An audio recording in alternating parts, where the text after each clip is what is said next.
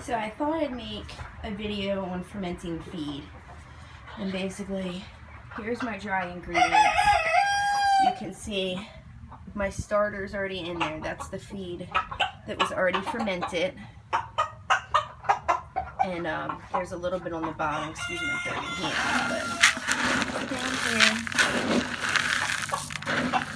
you see some of the wet pieces. So basically, because it's winter, I'm doing corn and the layer pellets. And I put it all in here and mix it all up.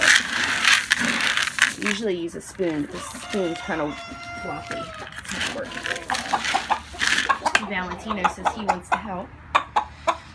These guys love it, so they know what Mom's doing.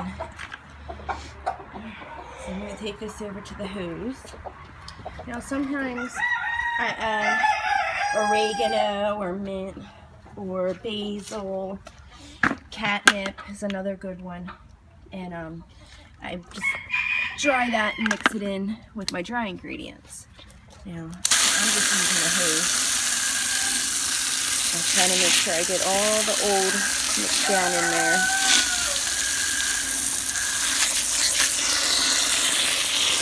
And you want to fill this up if you have about an inch, maybe a little more or less. You'll find the right consistency for your flock. My flock likes it pretty thick, so I make it the consistency of oatmeal. Just adding the water.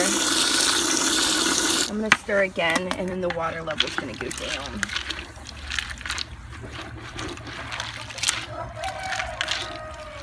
You want to make sure you really mix in there, or the feed that's left on the bottom can mold. And obviously that's a bad thing for your flock. I'm just using my hand. I'm getting all the way into the bottom and bringing my starter up into it. My starter being the feed that it was already fermented and sat for 3 days. And make sure it's all covered because the pellets are going to expand.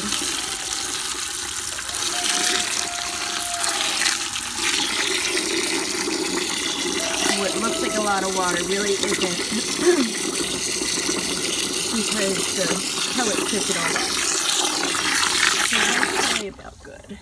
There's little pieces of corn stalk I always find floating.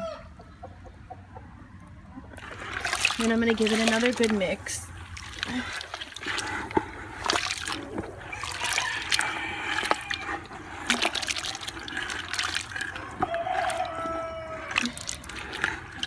I usually use like a 1 to 3 ratio of corn, three scoops of the pellets to every 1 scoop of corn. And that's only in the wintertime because it increases their body temperature. But that's it. Then I'll come out here every few days. So there's big pieces of corn in there. I mean, I'll come out here multiple times during the day and stir it. And this one, you'll be able to use it tomorrow to feed them because it already has the starter in it. But if you were just making this the first time with fresh ingredients and no starter, then you would want to let it sit for 3 days. You can loosely cover it. I just set my bucket in the 50-gallon trash bin that my corn is in, and that just keeps the bugs out. Shoot, guys. So basically, I'm just going to set it in here.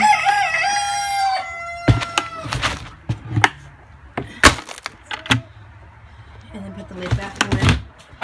Whenever I come out to mess with the chickens, I will stir it. There's no exact science. Mine ends up looking a little bit here like this, and they love it. It's a little loose for what I usually do. Is he good? that's it. It's easy. If you have any questions, just message or comment on the video.